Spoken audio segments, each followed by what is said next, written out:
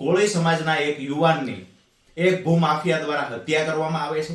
જ્યારે હત્યા થઈ છે ત્યારે પીડિત પરિવાર દ્વારા ડેડ બોડી સ્વીકારવા માટે અમુક માંગણીઓ મૂકવામાં આવે છે।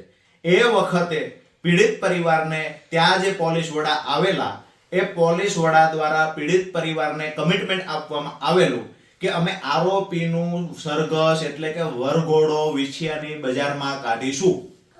હવે જે વરઘોડો કાઢવાની વાત કરવામાં આવેલી એ મુજબ આજે આરોપીને કોર્ટમાં લઈ જતા પહેલા વરઘોડો કાઢવામાં ન આવ્યો, એટલે જે કમિટમેન્ટ આપવામાં આવેલો હતું પીડિત પરિવારની સાથે મોટી સંખ્યામાં લોકો જોડાયા અને પોલીસ મથકે રજૂઆત કરવા પહોંચ્યા।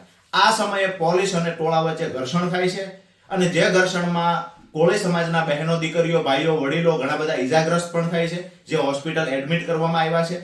ભગવાનને પ્રાર્થના કરીએ ઝડપથી સાજા થઈ જાય અને જે લોકોને પોલીસ સ્ટેશનમાં આજે બેસાડવામાં આવ્યા છે તો એ લોકો પર ખોટા કેસ કરવામાં ન આવે આ પણ વિનંતી કરીએ છીએ।